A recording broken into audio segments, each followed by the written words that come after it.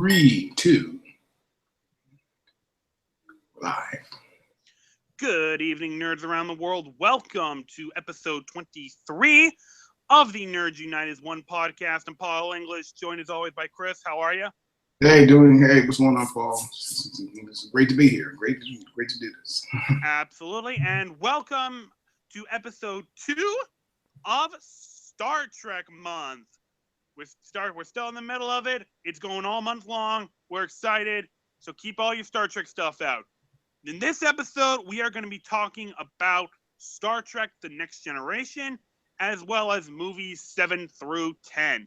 But the show must come first. So are you ready to just get started talking about The Next Generation show, Chris? Oh, yes, definitely. Make it so. Let us engage. All right. So the story of Next Generation actually started around 1986, I believe, when Paramount Studios, noticing they had a string of hit Star Trek films on their hand, was eager to expand the Star Trek brand, and they decided to do it with a brand new television show with an all-new cast set in a far-off period into the future to guarantee some separation from the original series. They brought Gene Roddenberry back to work on. He was given full creative control, assembled a lot of veterans who worked on the original series, and set to work creating The Next Generation, set approximately 78 years after the events of the original series, and assembled a whole new cast. Let us talk about them for a moment. First off, we obviously have the captain, who is Captain Jean-Luc Picard, who was played by Patrick Stewart. Obviously a far different captain than Kirk. Picard was much more of a diplomat than Kirk was, which was a nice touch. I enjoyed the different approach to him. Chris, how do you like Captain Picard? Yeah, I liked him. I really liked Picard as a character. You know, it's just like I didn't like. I've always been much of a Kirk fan. Yeah, but yeah, Picard has always been to be one of the better. It's always been. Yeah, he's been one of the best captains on the show. One of the best captains of the whole Star Trek franchise. He was a more solemn, dignified kind of captain. He was much more cerebral than Kirk was, definitely. Kirk was more the Horatio Hornblower type of, persona. He was Kirk was a much more bare bones type of character, much more, I wouldn't say a shoot first, ask questions later kind of guy, but he was much more, he took action in certain situations, whereas Picard had a more diplomatic and had a more thoughtful approach to things, especially, when it comes to situations with alien species where Mr. Worf, he's like, maybe we should raise shields, Captain. He said, no, we're not going to do anything provocative. We're going to find out what we're dealing with. That's, that's kind of how you would sum up Jean-Luc Picard. And Patrick Stewart played that hell out. Right? Absolutely. X-Men fans probably recognize the name of Patrick Stewart from his role of Professor Xavier in the X-Men film, but before he was Professor X, he was Captain Jean-Luc Picard. Don't ever forget that, ladies and gentlemen. Now, let's get on to the ladies' man of this show. The first officer, we have William Riker, played by Jonathan Frakes. This guy was amazing. He was so much fun to be. I particularly love his smile. Like, the way he smiles sometimes, like, oh man, that smile's great. What do you like? What do you like about William Riker? I'm not really much of a Riker fan, but yeah, he was definitely a much more confident, more. He was definitely a much more confident character. It definitely. And he does get a full head of steam. There's no doubt about that. And he's very much like Kirk in many ways. That he was a ladies' man, and he was sometimes arrogant. Yes. He over time he became more reserved. It's just one of the aspects I like about Riker is that he's a fan of jazz. I always loved. I always was kind of fascinated by his affection for playing the trombone. Yep. he really had a no nonsense kind of approach to things, and was often exasperated by certain people. And he often would shake his head at people. If you noticed. Yep. Mm-hmm. Another thing that people may not know about Riker that we learned later in the series, that he was born in Alaska. That's right. Now, having lived in Alaska myself for a while, I just think that's awesome. Like, we should have a statue of him up there somewhere. Like, people talk about a town of Iowa being the future birthplace of Captain James Kirk because he was born in Iowa. Mm-hmm. There should be like towns up in Alaska clamoring to be future birthplace of William T. Riker. I would love to see that. I'm not sure about that. All right. Have like a plaque dedicated to him or something like that. Player the trombone. All right. One of the other main characters, we have Data, who's kind of Spock-like in the fact that he doesn't understand humans, and because he's an android, played by the great Brent Spiner.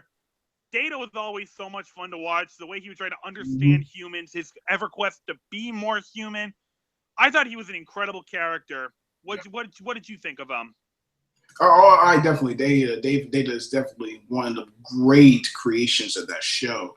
I wasn't and Star Trek has always had this ability to create non-human characters who are often our lens through humanity. Our virtues, our follies, and everything like that. Data is no exception. And I love the way Brent Spiner played him. And there's just something, and beside the depth of his performance, this is the kind of longing for. He has the intelligence, this vast intelligence and this vast strength, but there's the longing to become human, which is, that was like part of the character's quest, throughout the show. And somehow, like Spock, he became a sex symbol, Yeah, it's because he doesn't show emotions. I don't know why ladies are drawn to that. It makes no sense to me. I don't know either. Yeah, but he was in many ways a successor to that character. Like I said, like characters really outsiders' his perspective on humanity. But yeah, but Data, wow, it's just like what it is. Great character. It's wonderful. Yes, indeed. Yes, indeed. Little curious footnote regarding the creation of Next Generation. Because Gene initially wanted to have as little connection to the original series as possible, which is the reason why he chose to go with the Romulans as the villains for this season. He initially wanted no members of this species being featured on the show, but one of the producers was insistent on having a member of the species aboard the Enterprise to symbolize just how far they've come, and that character is. You mean Klingons? Klingons, yes. Yes. Gene did not want Klingons referenced on the show, but one of the producers was insistent. No, we really should have a Klingon. It shows progress. And we have our favorite, the greatest Klingon, the most well-known of all the Klingons. We have Worf on the show, played by the great Michael Dorn. Worf was a great character. I enjoyed him. Did you like Worf? Oh, definitely. Oh, definitely. And I liked Michael Dorn's performance, and he's probably the most fleshed out Klingon character that the series has had. He embodies several traits. He embodies several traits we became so enamored with. Honor, courage, nobility. Everything like that. And one of the great things about this character was the conflict between his Federation identity and his Klingon. It was a driving force of the character. I like how Dorn, gave such a wonderful performance, often juggling between these two sides, and also liked how they moved into Deep Space Nine. I mean, Worf became a little bit rougher, a little bit more tougher than we would have expected to him. And he's a popular character among fans, Oh, yes. Definitely a popular, Michael Dorn didn't want him to be, he didn't want him to be popular, but he didn't want anyone to like him. But it turns out he's become one of the most beloved characters, of the show. And I don't know, I'm not sure how you could do this show without him. No, I don't think you could. Definitely could not. Let's move on to let's talk about Geordie LaForge for a moment, played by LeVar Burton. There's a very inspirational story actually behind the creation of Geordie. The story goes about Gene met. I think Gene heard about this fan of the show, who's a fan of the show. His name was Jordan LaForge. He was physically disabled at some point in his life, and the doctor said that he only had about 6 months or so to live. And he attributed the fact that he lived for many, many years after his prognosis to the fact that he watched Star Trek. So finally, when he did pass away, Gene thought it would be a nice little tribute to create a character, name a character after him as like a little tribute to this fan. And thus we have Geordie LaForge, played by LeVar Burton, who you might know from Reading Rainbow. That was his passion project. Of all the cast members, LeVar Burton was actually the one who achieved the most fame due to his role in the miniseries Roots. Mm-hmm. Now, I've never seen that, but I should probably get on watching that at one point. One of the things, and they talked about the fact that in the first season, which we'll get into more, which we'll discuss later on, Geordie was the pilot of the ship, and yet he's blind. Yeah.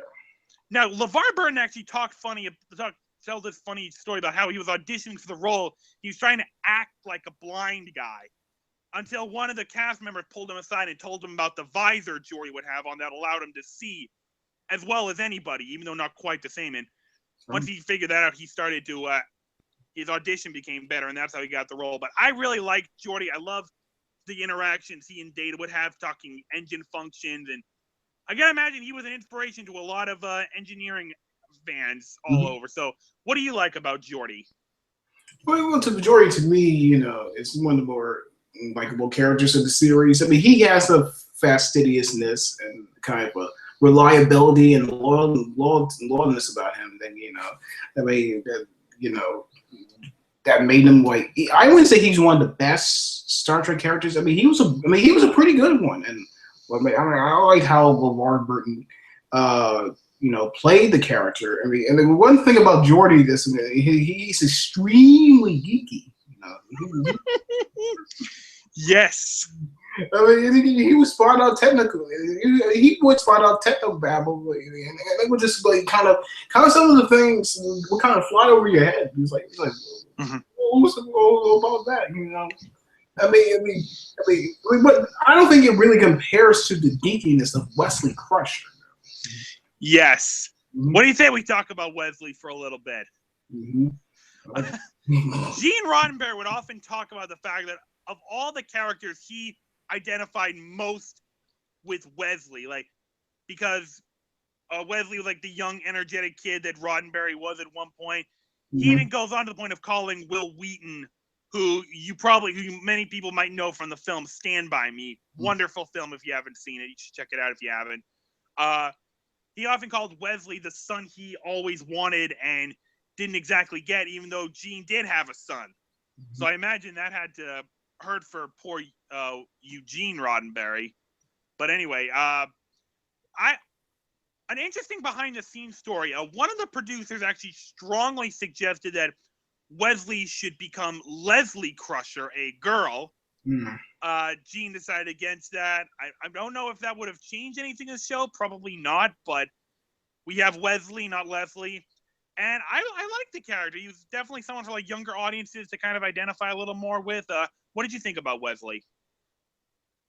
Okay. He's okay. Okay. He's okay. He definitely does have a knowledge and a knack. I mean, for he doesn't have a knack for a style. He doesn't have a knack for Starfleet operations and stuff like that. He was definitely a bright young character, but he could be cloying at times. He can be a bit irritating. He can be a bit annoying at times. And one of the things I was exasperated about is that usually it's him who gets to save the ship. The boy genius who gets to say the sip at the nick of time. It's like, oh, this is gone. Enough of this, really. Yeah. It's like it doesn't have to be like that, God. Oh my God. All right, let's talk about some of the ladies of this show. We got it. Let's start with Tasha Yar, played by the very attractive Denise Crosby. Very interesting behind the scenes story. Originally, the chief security officer was going to be named Macha Hernandez, a very tough Latino-based character. Mm-hmm.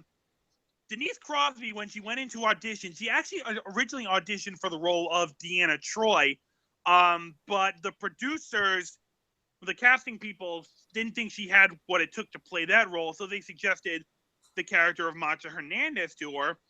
She played it a very good way. They liked her, and to accommodate the way Denise looked, they changed the character's name, they changed her background, and that's how we have Denise Crosby. That's how we have, Tasha Yar. We'll get into more about this later, but she didn't last very long on the show. But for the time she was on, I definitely think she made an impact. What do you think? Well, I mean, with her, I think she was an okay character. She definitely had like a strength to her, and a confidence to her, and a courage. Have a courageousness to her, but also she had that vulnerability to her. She wasn't just the security officer. She had her moments where she, she had moments where where there was there were sides of her we hadn't really seen. She had her moments that where she had to rely on, and she had to be so dependent on others, and Denise. I felt Denise Crosby did the role well. I definitely felt she could have been more fleshed out. I felt you didn't really get to explore much with her character. And the thing about yesterday's Enterprise is that they gave her due. Yeah. We're going to discuss more about that. Yes. She was definitely. I think I thought this before. She was definitely a role. But she was definitely a role forerunner to strong female characters in science fiction, like the version of Starbuck in Battlestar Galactica. Or as like a precursor, like some of the other stronger female women on Star Trek, like the ones on Deep Space Nine and Voyager. But we'll get to those later. Yep. All right, so let's move on to. A lot of people would say that she was the most attractive woman on the show. I would disagree. We'll get to that later. Beverly Crusher, played by the holy shit, Gates McFadden. I don't fucking believe it. I actually forgot her name for a second. I dare stop curses me. Oh my lord! I'm insulting myself right now. You suck, Paul. Played by the lovely Gates McFadden. Beverly Crusher, the chief medical officer of this ship. She was definitely a very fun female character. She had her moments. Very strong character. I liked her. What would you think? I liked her. She wasn't my favorite character on the show, but I liked her. She did have she was definitely a character of strength, and definitely she had a warmth to her. She had a kind of had a warmth to her personality that some of the other characters lacked, and I do feel that she wasn't as fleshed out as she could have been. So, there should have been more episodes, that devoted to her character. I felt like Geordi, she was relegated to background roles. You really didn't get to find out about who this character is. She to me really didn't have any dimension. So I like the characters, so I felt that they should have paid attention to her a lot more. I don't think they paid much attention like the first couple seasons, but I definitely think they gave her more roles, like more of a. They gave her more attention in the later seasons, I think. Same with our last character, Deanna Troi, played by the ever lovely Marina Sirtis. Oh my goodness, she was a bombshell.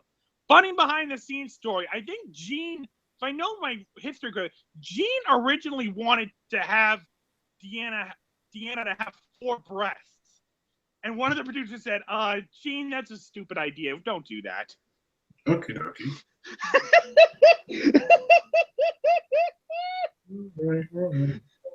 Yeah, I don't know. Let's not. I'm glad they didn't do that. That would have. I think that might have traumatized a lot of people. Oh God. I'm not sure how to. Not sure how to wrap my mind around that. So let's not. Let's just talk about Deanna the way she was. Half Beta Z, a telepath. Some of her early costumes were just, oh my God. But beyond that, she was a very strong character. She definitely had her moments, and as the series progressed, she definitely came more front and center and a more key contributing member of the crew. I really liked her. What do you think of Deanna Troi?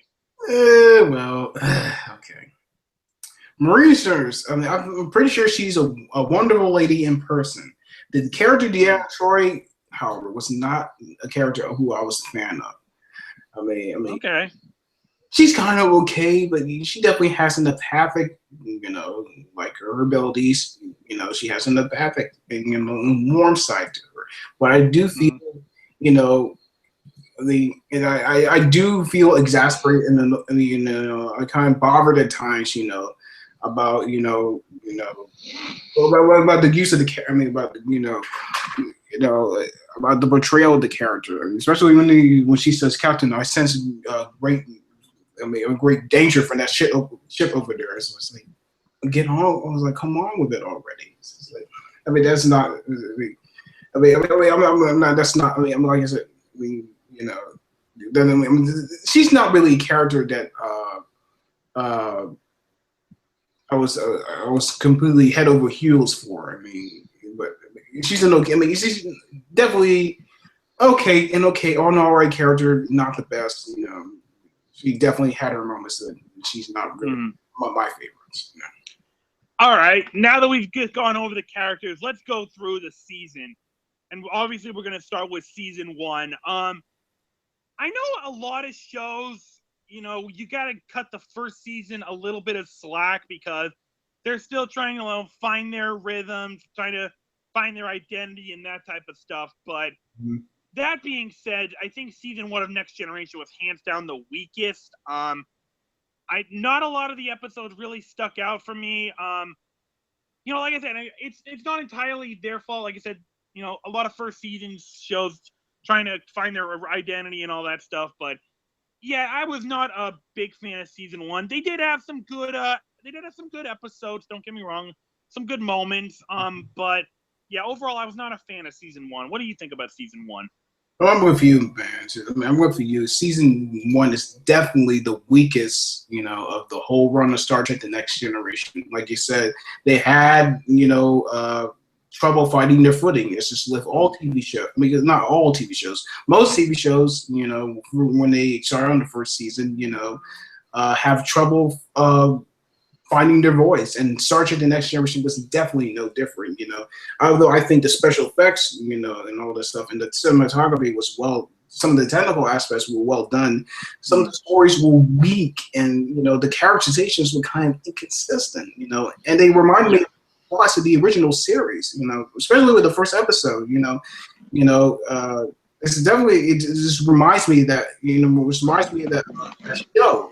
Especially with Q, he reminds me more like Trelane from Squire Gothos.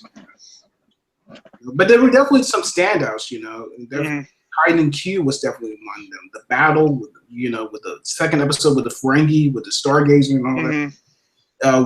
Data lore, because we find out about Data's twin brother and his voice on Omicron Theta. And 1100101, which is the one with the binars. I like that. Yep. That was a pretty good episode. And Heart of Glory, which this is a Worf-centric episode. Delving into access to the Klingon culture and conspiracy. You know, when they go back to Starfleet because they find out some stuff has happened. They find out stuff has happened. You know, especially with that ending scene. That was a pretty good episode. But like you said, overall, not a good one of the weaker episodes. There were some moments about it, and there was some good moments about it. But overall, it's not. It's not among the best. Absolutely. You talked about some episodes featuring Q, and that was something else I wanted to discuss about the first season. That was like it did introduce some mainstay characters, among them the conniving Q, played by the great John Delancey. Oh, Q is hands down one of my favorite characters. Like any episode that he's in, he just adds something amazing to it. He just adds so much fun and conniving deliciousness to it. I love Q. He's freaking awesome. Are you a Q fan, Chris? No, you can say I can get him a Q fan. I definitely like his personality. He did have a kind of a snarky and arrogant personality to him, but he had his lighter moments, especially in Deja Q. You know, when he's like banished from the Q continuum, and he's just like it's just the Empire Screw is just ready to just throw him out the nearest airlock. I know that episode where it's like, he comes to you and like, Data, I'm getting hungry. What do you suggest? Well, people usually like ordering ice cream when they're depressed. Okay, I'll have 10 chocolate sundaes. Oh, that was awesome. Another character they introduced season 1 was Miles O'Brien, played by Colm Meaney, who would be a regular on that show and then would also be a mainstay on Deep Space Nine as well, which we'll talk about in the next episode. But yes, he was introduced on he's introduced on this show. He was very good in the time he was in. I think we'll get into more detail on him when we get to Deep Space Nine, because he was committed to that show, whereas he was more of like a freelance actor for Next Generation, kind of just coming and going as he pleased. But I liked the way they introduced him. I thought he was a good character, and I'm glad he became a mainstay on Deep Space Nine. Chris, like real quick, like, did you like Chief O'Brien in Next Generation? Oh, definitely liked Chief O'Brien. He had, like you said, he had a loyal. He had a fastidious. I mean, like you said, he definitely had a. You could say he's kind of has a sort of a gruff personality, but he was a reliable.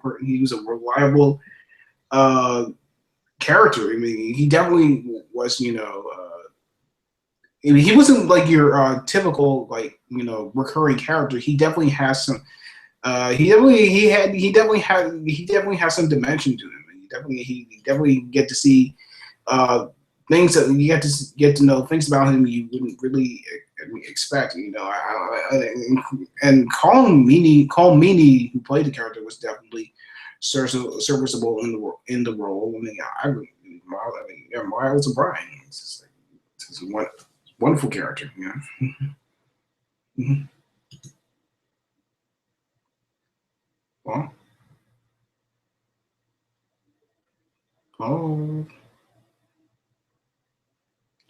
can't hear you. You can't hear me? Crap.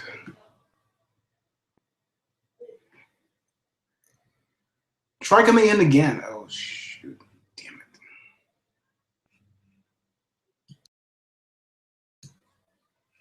What's happening? Jeez.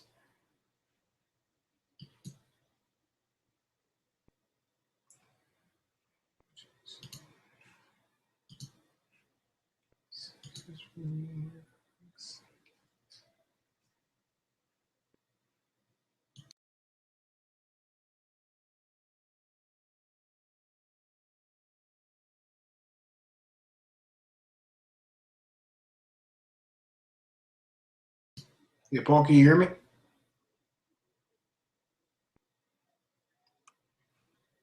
Jeez.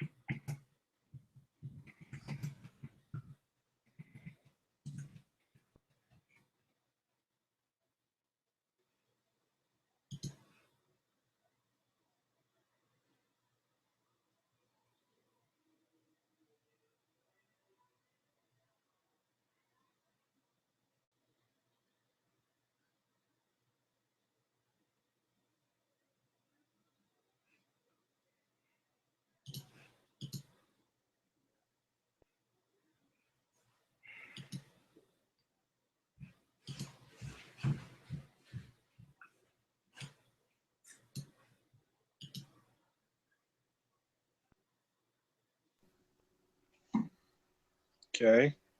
My mic's off. Oh. Wait. Okay. Hello? Oh, Yeah. am I back? Yeah, you're back. All right. Good to hear. All right. Good to hear.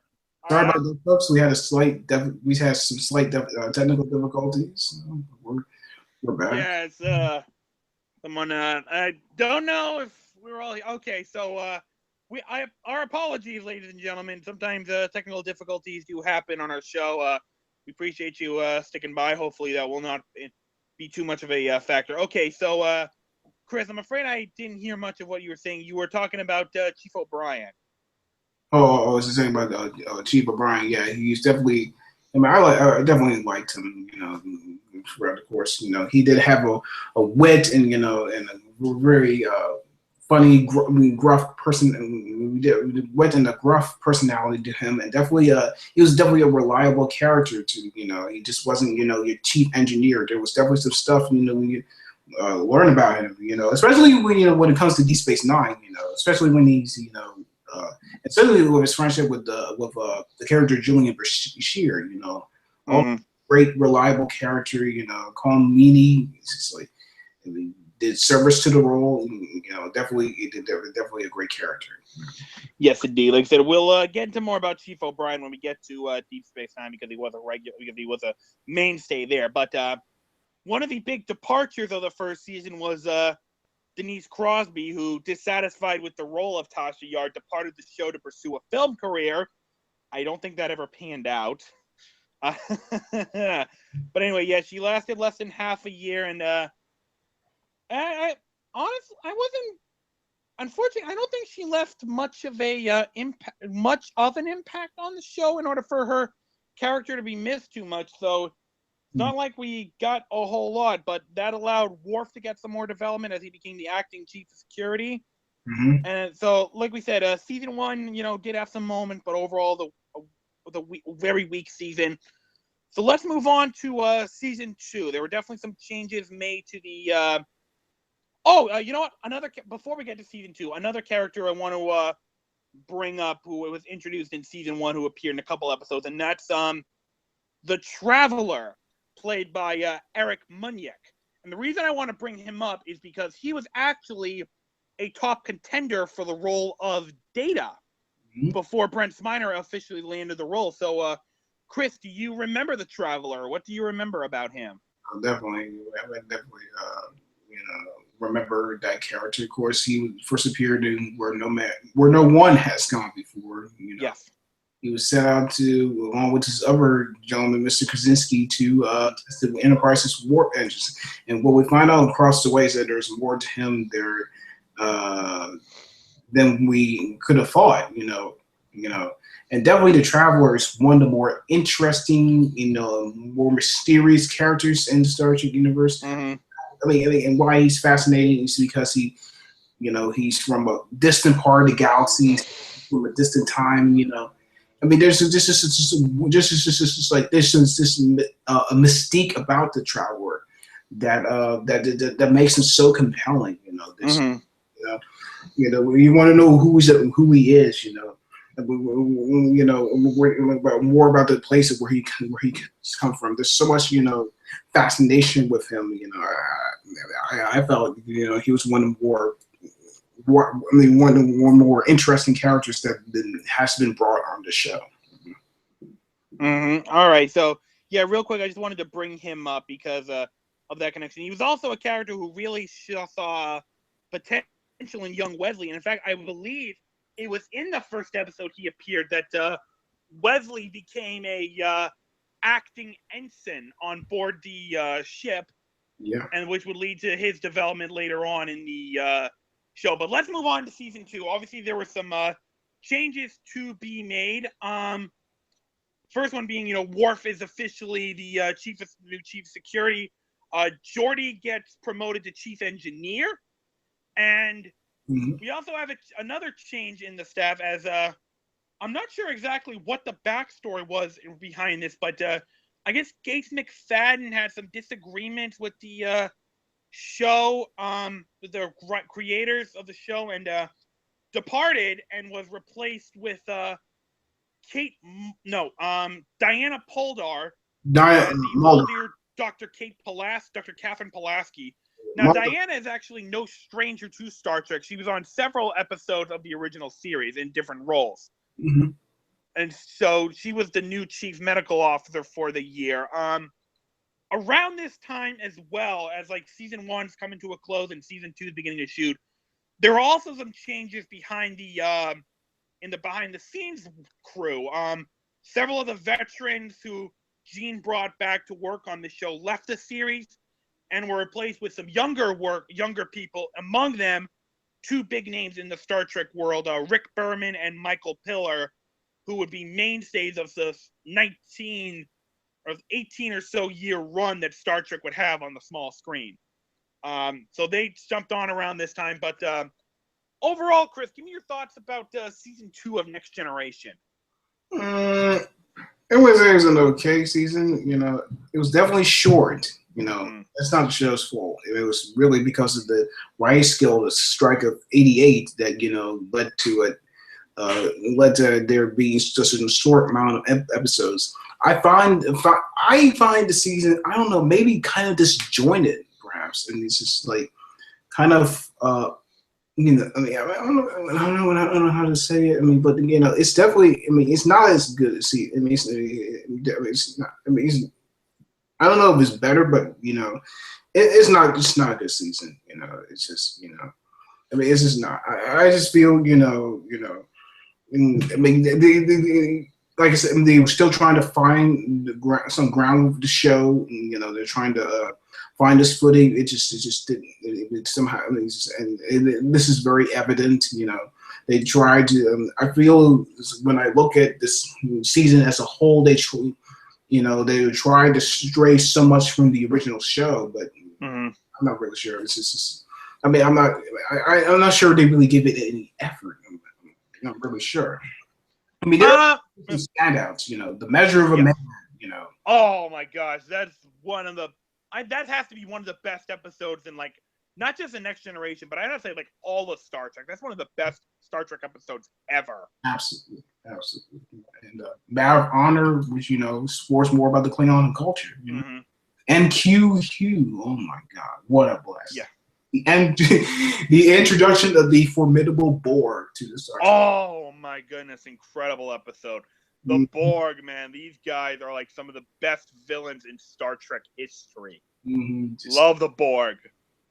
Just spine, just induces so many chills down some people's spine. Yes, indeed. Though if you actually look at the Borg, that first episode, they were a little different than what we now know them as. In the beginning, the Borg really had no interest in assimilating the crew, just learning about the ship, actually. Oh, yeah. So they hadn't been fully fleshed out, but they definitely made an impact. Definitely. So yeah, I do think season 2 was a little better than season 1, but I still think they were trying to find their rhythm, especially with so many new people joining the show, like new writers, new producers, and all that. Another character they introduced is this huge Star Trek fan, the biggest Nichelle Nichols fan ever.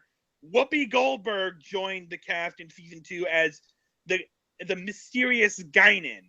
And I love it. I love it every time Whoopi Goldberg makes an appearance as Guinan. She's just such an interesting character. I wish she became a mainstay on the show, but she's like a regular on the show. But I guess with Whoopi Goldberg's popularity, she was too much in demand. But I was glad whenever she made an appearance because she definitely had an impact on whatever episode she was in. Yes, absolutely. Yeah. One thing I wish they did do, because they never actually explained this, but it was established in the episode where the Borg are introduced that Guinan and Q know each other, but they're not. But no one's allowed to say how they know each other. All we know is they had dealings in the past. Okay, what's going on here? They should make a book about that, Oh man. All right, so yeah, overall season 2 kind of not too much of an upgrade, but they're still trying to find their rhythm. I think season 3 is when they really started to find their stroke. Now, As season 3 began, a lot of fans actually wrote to the show complaining that they missed the whole Picard Crusher not quite romance chemistry they had. So Gates McFadden was invited back, and she returned as Dr. Beverly Crusher in season 3. And you can I guess this is the show where they really found their rhythm. You know, producers settled in, they have the main cast intact, and season 3 is when they really took off. I think that was a very strong season. What did you think about season 3? Well, season 3 to me has to be the best, season of Star Trek on television. Really? I mean, to me, it is. I mean, I don't know anything else that comes close. They had to rewatch some of Deep Space Nine again to be sure. But season 3 of Next Gen, so far to me, it is the best that the show has to offer. They really found their rhythm in the season, and they really had. I mean, they really developed the Federation, the season. You got to see and get to know about what the Federation is, and one of the great things about this season was how they brought Michael Piller on board as the executive producer, on the show. He became showrunner and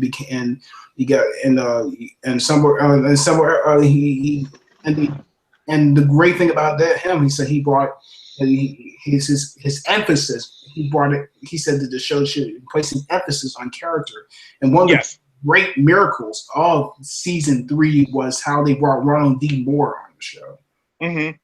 He became he became known for the reboot Battlestar Galactica, and of course, one of the things about Ronald D. Moore was that he writes episodes specifically geared toward Klingons, very Klingon centric, and also there were so many great episodes of this, the season as a whole.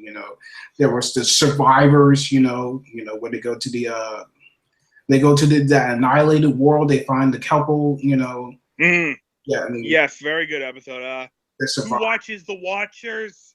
Where Picard is mistaken for a guy. That was a very good episode. And I mean, it was okay. I mean, well, Booby Trap was a very good one.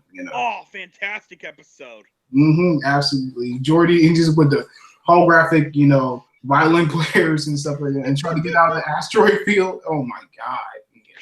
Strong episode. Yes, indeed. But I think season 3 is most remembered for its finale, The Best of Both Worlds Part 1.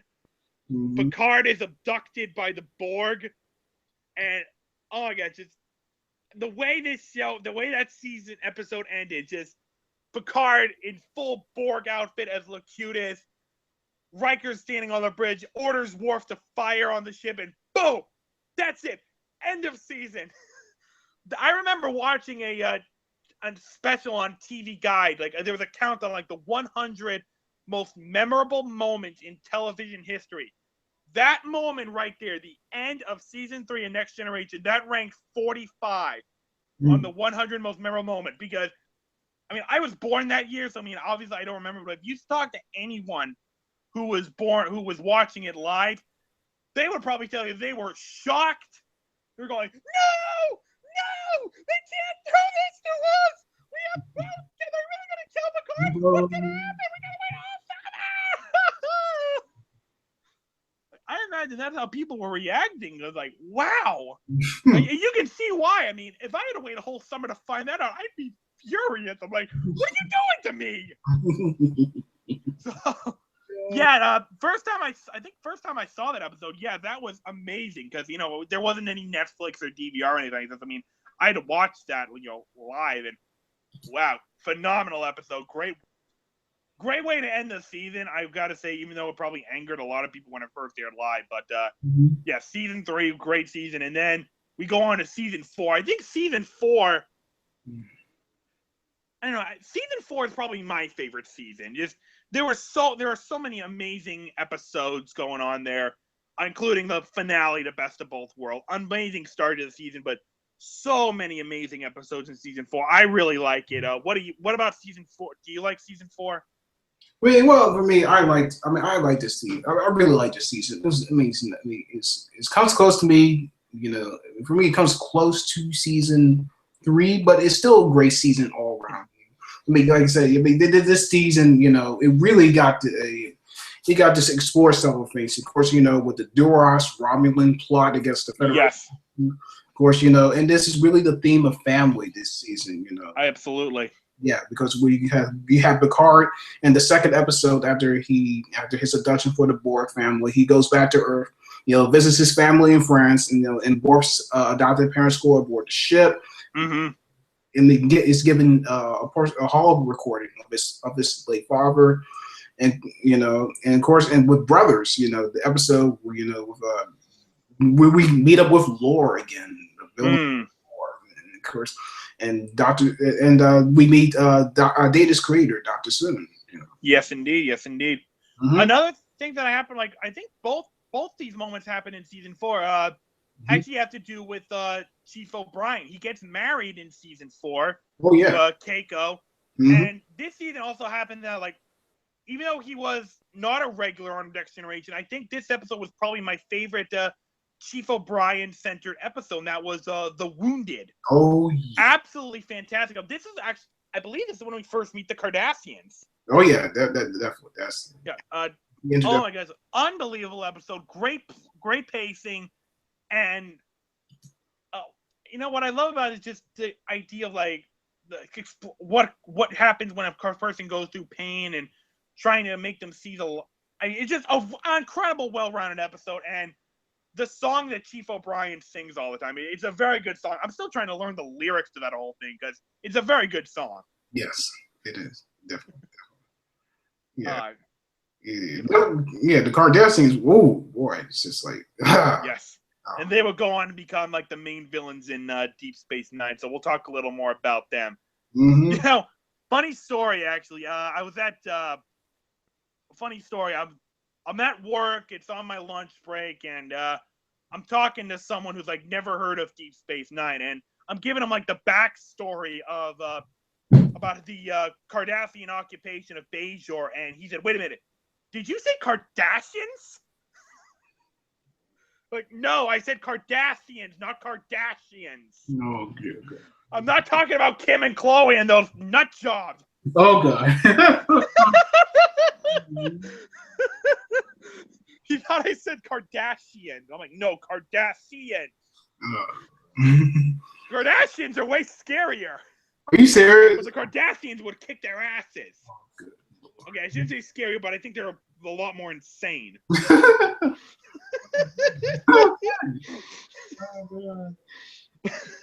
Anyway, yeah, season 4 was my favorite. I really liked that season. Very strong episodes. So let's move on to season 5 again. Another one of this one probably holds second favorite season. A lot of strong episodes in here. Very well done episodes. Once again, it's getting more exploration like family and what makes these characters tick. We learn a lot more about their backstories. Great season all around. What did you think about season 5? I thought it was a good, but not great season. It definitely has some of its memorable moments. It does have some ones that were a little clunky, but it was. They give it a bit. They still maintain that level of quality. There were definitely some standout episodes of that season. Of course, notable among them, Darmok. Darmok is a good one, yes. Darmok and Jalad at Tanagra. Oh my Lord. Yeah. One of my favorite, I can't remember the name of it, but Disaster is a very good episode. Mm-hmm. The episode where the Enterprise crew gets their memories erased and they think they're in the war. Oh man. Oh yeah. Just some phenomenal episodes in that year. And of course the two-parter that reintroduced Leonard Nimoy as Spock. Oh my God. I forget the name of that two-parter, but it was so incredible. Unification. Oh my. Unification, yes. Fantastic freaking two-parter. Yeah, I thought it was okay. Yeah, I enjoyed it for Spock, Of course. One of the sad things about season 5, however, is that was the year that Gene Roddenberry sadly passed away. It was October 24th, 1991. He was 70 years old. Yeah, he'd been battling like health problems the past few years, and this is the year he died. As a fitting tribute, his ashes were actually launched into space, which I thought was like very appropriate. So it's just that was the year that Gene sadly passed away. He's all will be, but Star Trek continued on as a tribute to his memory. And I think it's important that Star Trek never fully goes away. Like as long as Star Trek remains in some form, Gene Roddenberry's vision will stay alive. Oh yeah, definitely, absolutely. And I was actually around the time that Unification actually aired, so fittingly, Star Trek was enjoying the highest ratings of its career, of its 7-year run. Season 5 also was the introduction of Ensign Ro Laren and the introduction of the Bajorans. Love me some bro. Played by Michelle Forbes, I believe. Mm-hmm. And yes, so this is when we first meet the Bajorans, and they're in the Cardassian comics. That would be explored in Deep Space Nine later on, which we'll talk about next episode. But let's move on to season 6. And honestly, I don't really remember too much about this episode. I think this was definitely one of the weaker seasons to me. I don't remember too much about it. Wasn't really a big fan of any of the episodes there. What do you think about season 6? Well, for me, it was an okay season. Mm-hmm.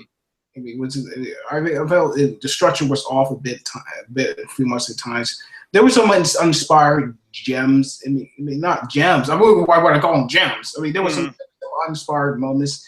There were some moments there. I mean, there were some episodes where, it just wasn't giving it their best. I mean, it just wasn't, it really wasn't a lot of excitement in the season to me. Mm-hmm. I mean, there were some moments, there were some moments in the season, especially when Dottie made an appearance. Yes, Relics, fantastic episode. I think a reason that season 6 kind of struggled, at least to me, was Deep Space Nine. Not just that, but I mean, yes, that was the year Deep Space Nine was introduced, but I think a reason why it was not good was because Gene always had like a vision of the future. Like humanity has risen above conflict. There's no human to human quarrel. People don't fight anymore. They've gone beyond that. It's a perfect utopia. Gene always believed that. And as hopeful and optimistic as it is, and we all hope that's the case, that doesn't lead to good drama. Drama rests in conflict. And with Gene's passing, and I believe along this time, this is when Ira Stephen Bear joined the crew. They started to find they tried to make like a new identity where they could have more conflict related episodes where there was like more trouble, a little darker and stuff. Yeah, some of it really didn't work out in this favor. Well, the one thing that did stand out about it was Chain of Command. Yes, I believe that was the episode about the all the young officers, isn't it? Yeah, this is the one with the Cardassians. Okay, I'll have to. Oh yeah, the two-parter, Chain of Command. That's right. I forgot about that one. Honestly, I wasn't a big fan of that two-parter. It didn't really stuck out with me. A lot of that had to do with Captain Jellicoe. Man, that guy was an asshole. Yeah, he can be a bit tough as nails, and definitely he did have some quarrels with Riker. But that's one of the best things about that episode. It's like, not everything's so ship-shape aboard the Enterprise. Not everything's so sprightly. It's just like people are very unhappy on board that ship, man. And yeah. Some of there's definitely some, and of course there are 4 lights. Yes, those famous lines all the time. All right, so let's talk about the final season 7. Although not like the best season in my opinion, I definitely think season 7 was a very strong season.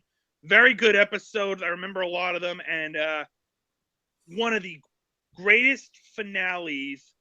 People have actually ranked All Good Things one of the greatest finales in like TV history. Like only 2 other shows, including MASH, had drawn a higher series finale rating than the ending of Star Trek Next Generation. But yeah, a great season all around and a phenomenal way to end the series. What did you like about season 7? Did you like it at all? I mean, it was. I mean, I didn't really like it as much. It's definitely better than the first 2 seasons of the show. Oh yeah. It's not saying much, but I do feel they were wearing. I think it started to wear thin. I mean, it's just like I definitely thought it had outstayed its welcome. It's just like they did some uninspired episodes in the first season. I mean, there was not, I mean, it's just not effort. I don't think there was much effort to in the material. It felt kind of lazy at times. At times, I mean, there were some okay episodes. Gambit, I thought, was okay. Where they think Picard has been killed, but he's not. Yes. The episode where they find that ancient alien artifact that starts transforming the ship, I thought that was a good Masks. Thought that was a good episode. Masks? Yeah, I don't understand why people hate that one. I like that episode. I thought it was good. Not good. Not a fan. No. What else? The Pegasus episode. Oh, great. Fantastic episode. Terry O'Quinn, man. John Locke from Lost. Oh, my. Yes. Oh, my gosh. Amazing episode. It's just like... yeah. So, yeah, like, overall, like, some great episode. Maybe not the best. I think a lot of that, as you put it, yes, it was, like, fatigue. Yeah. But I think a lot of it also had to do with, like, if you asked anyone who worked on Star Trek around that time to define the word hell, they would probably say March 1994. Because that was like Next Generation was coming to an end. They were working on the movie, which we'll talk about in just a moment. They were also, Deep Space Nine was also entering its second season. And I think they also started developing Voyager, which we'll talk about in a future episode. But yes, I think that might have had something to do with it. There was just so much stuff going on around the time the Next Generation was ending that their resources were spread pretty thin. Yes. Absolutely. So, with that said, Star Trek Next Generation, phenomenal season. Its presence from the small screen was definitely missed by everyone, but it moved on to bigger and better things. At least not right away, though.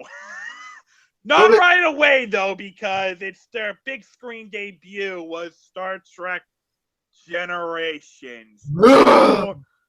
I fucking hate this movie. It is the worst Star Trek film of them all. First of all, the story's weak. Some of the effects are just like recycled over from like the last movie, and the villain just didn't do it for me. There were some decent moments, but overall it was just a terrible film. And for God's sake, Data with his emotion chip problem, they overdid that way too much.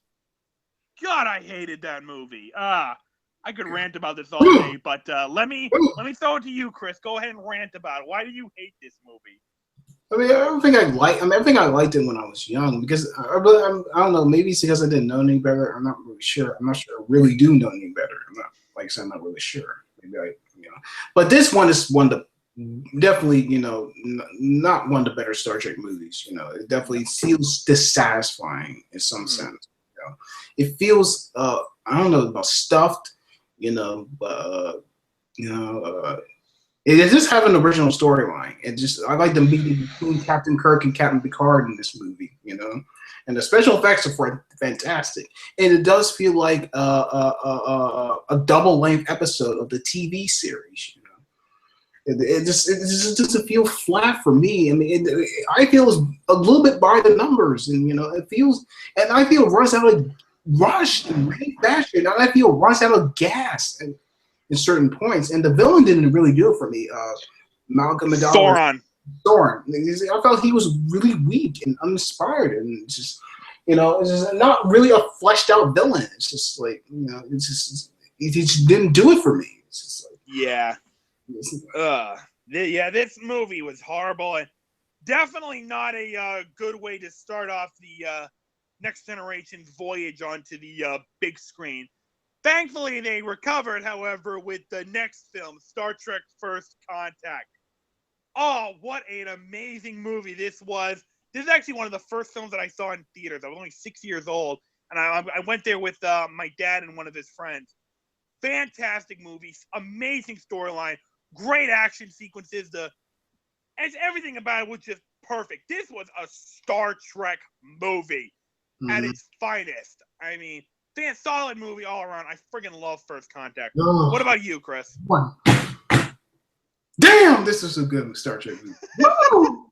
Yes, finally something a Star Trek finally, and this is like the first great Star Trek movie they had in a long time because like 5 wasn't great, 6 was okay. I mean, to some people, 7 was like, yeah, underwhelming. It's just like, but this really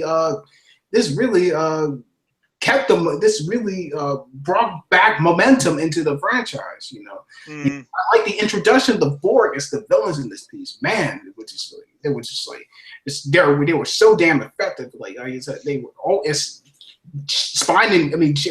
Chill. I mean, they were as chilling as I thought they would be. You know, and it had great action to it. I had definitely more action than the previous movies. It felt like Die Hard on Starship. That's what I thought. But yes, indeed. So great episode, and this was also I believe this was the role, one of the big roles in addition to Babe that made James Cromwell, who played Zephram Cochrane in the film. This is really one of this along with Babe were the roles that made him a superstar, that elevated him to A-list stardom. So let people know that. So yeah, and of course Jonathan Frakes I thought did a great job directing this film. It's hands down one of the highlights of like the Star Trek cinema universe, and like Jonathan Frakes did a great job with it. Oh, you know what we forgot to mention about Generations, Chris? Right. That lame ass sing along. No. You talking about the Data? Yeah, the Data singing. Oh no! God damn it! Yeah. I think you already ranted about that in our first episode. So if you want to know about that, why don't you go watch episode 1, ladies and gentlemen. So yeah, back to First Contact. But solid film. Jonathan Frakes did a good job directing it. Here's my question though: how do you direct an amazing movie like First Contact and then follow it up with the atrocity that is insurrection? What the hell happened? This is hands down the worst Star Trek movie ever made. It is god fucking awful, people. Oh my god, I'm trying to save my breath here because I have got a rant for your ass. The story is just god fucking awful. It feels like a long ass episode of Next Generation instead of a movie. The villains were underwhelming. The Baku suck. They're a bunch of smug hippie bastards. And this movie just contradicts not only the continuity, but the very essence of what Star Trek stands for. Star Trek is all about how one day, we'll live in harmony with technology and we'll have a better future because we've evolved and all this stuff. And, you get these smug-ass aliens saying, no, get back to nature. Technology sucks. That's not what Star Trek says. And then the plot to it. Oh my gosh. Starfleet wants to take these aliens, the Baku.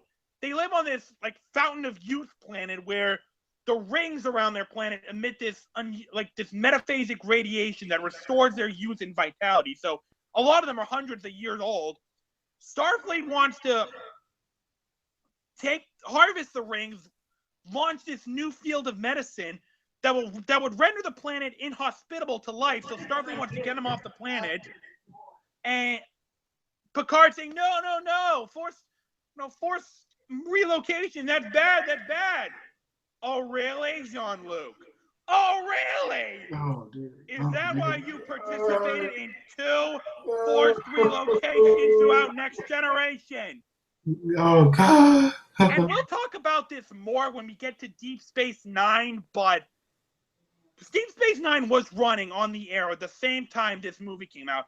Yeah. And like I said, we'll talk more about this, but at the time this movie came out, in Deep Space Nine, the Federation was at war with a powerful force known as the Dominion, and the Federation was getting their asses handed to them. In fact, the outlook was so grim that according to a projection, if the Federation lost this war, 800 billion people would die. The Federation wants to use these rings on the Baku planet to make new medicine that can save these people. Well, so what Picard is essentially saying that 600 people keeping their homes is more important than 800 billion people keeping their lives? Fire that guy right now! Because, I'm sorry, isn't there like a line for this moment? Let's go again. The needs of the many outweigh the needs of the few. Is that how that line goes, Chris? Yes, that's how it goes. So, yeah, I'm sorry, but I'm in league with the bad guys on this one. They're right. Get those hippie fuckers off the planet. Oh my god, I fucking hate this movie so much. It is the worst of them all. Oh, my throat's starting to go. Oh my god. I need to rest it. So, Chris, why don't you go ahead? Why do you hate this movie? Oh god. What the hell were they thinking at this time? Oh my god. What the hell? I mean, it's like the story, even the direction is great. I mean, Frank does his all. I mean, he does his best. You know, in terms of consistently, you know, giving an effort to properly direct a movie like this. You know, I mean, and some of the chemistry among the cast is good, but the story is weak and it's slight. You know, and some of the lighter moments don't really jive that well with the story.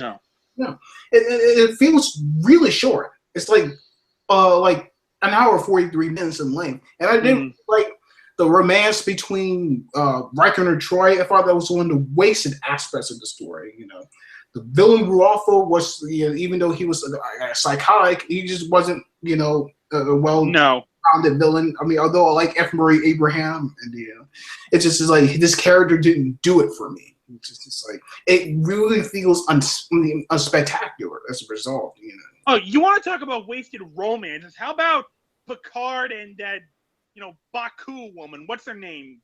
Ani, something like that. Yeah, that woman was boring as fuck. So, nobody gave a shit about her. What the hell are you flirting with the captain? It's just like nobody gives a shit about you. God damn it. He's like, go just do something. Go somewhere in the background. God damn it. No, I want you. Shit. And like that scene where she like been crushed by those rocks, and Picard's like, you know, Picard's saying like, you know, stay with me, you know, help me keep you in this moment. It's like, that sounds like the worst lyrics of atrocious love song ever. It's like the dialogue is so stupid in that scene. It's so hokey. I was like, what the hell am I? God. Oh, God. And then they keep up the whole sing-along thing in this film. Although, to be fair, it's Gilbert and Sullivan. It's a classic. I can't fault them too much for using that one. Yeah. Even though I don't like sing-alongs being in Star Trek. This thing feels slightly derivative, and there were some stupid moments, especially with the Worf and his Zit. I mean, oh my gosh! Oh my what was that? What the hell? And Data in this thing with the kid is like, oh, give me a break. It definitely feels like an episode of the TV series. Definitely feels. Yeah, a long ass one that sucked. And the special effects were like. Oh my gosh, they were terrible. Oh my gosh, yeah, hands down, like the low point of Star Trek movies. Yeah, I can't understand how anyone can like this movie. It's like, horrible. Anyone who watched Next Generation should fucking hate this movie.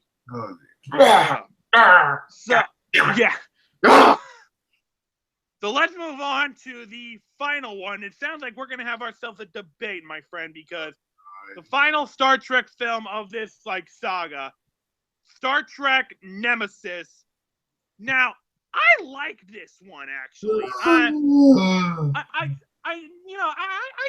did. I like this one. I didn't mind the darker tone of it. I liked all the action to it, and the way they tackled the whole nature versus nurture theme, I thought that was very well done. You know, I could have done without some of the, like the lighter moments, like Picard calling Riker Mr. Troy. I'm like, what was the point of that? The whole like side argument about should Worf appear naked at the Betazoid wedding, like I could have done without that. And the whole like separate the other B4 androids, I could have done without that, but I didn't have a problem with this movie. I really liked it. No, I shouldn't say I really liked it. I liked it. I was very bummed that Data died in this one, but I guess that was kind of like you could take it like a sign of finality, like, you know, this is truly the final voyage of the Next Generation crew. I know a lot of people didn't like this film, but I didn't think it was all that bad. So I mean, I liked it. Chris, why do you not like it? This is definitely like alongside Star Trek V, The Final Frontier. These two are jointed at the hip as being one of the worst things, you know, worst Star Trek movies. You know, the storyline was lazy. It was derivative, unoriginal. It felt like, you know, after like years of movie, like almost like 2 decades of movies and TV shows running through constantly, that the producers ran out of gas at this point. It just didn't. It just felt like they lost their creative spark in a sense. You know, it felt like so much. Like, I mean. So I guess the performances were okay. I mean, I felt like some of them were sleepwalking. I'm not sure, maybe not, but you know, yeah, it definitely. It's just like the dark. You know, some of the. I mean, some of them is just like it's klutzy at best. You know, it's very. I mean, it's just, I hated the V4 subplot. It was a bit lame. It's just, I mean, I'm not really a fan of the. I'm not sure I'm really like the darker aspect of it. It's just like it's not a great Star Trek movie. It's just, you know, all right, it sounds like we're just gonna agree to disagree on this one. I liked it, you didn't. I hate one. It's the worst. No, Star Trek Insurrection is the worst. Come on. No, they're both this movie and Star Trek V are both equally the worst in terms of Star Trek movies. Oh man! All right. One final note on Star Trek Nemesis. This was actually the motion picture debut for Tom Hardy. He played Shinzon in this film, and of course, we all know he's going on to have an amazing career. But yes, this was his motion picture debut. And on that, we're going to end episode 2 of Star Trek Month. This was a lot of fun talking about this show. Chris, thanks for being here. Oh, definitely. It's definitely great talking some Star Trek with you. Yeah. Absolutely. And guys, that's going to wrap up episode 23 of Nerds United 1 and episode 2 of Star Trek Month. Thanks very much for watching. We hope you will join us next week. We will discuss Star Trek Deep Space Nine, the first Star Trek show that was not influenced, that did not have any involvement from Gene Roddenberry. We'll see how that managed to hold up, and we'll talk about more next episode. So until then, thank you very much for watching. Have a great day.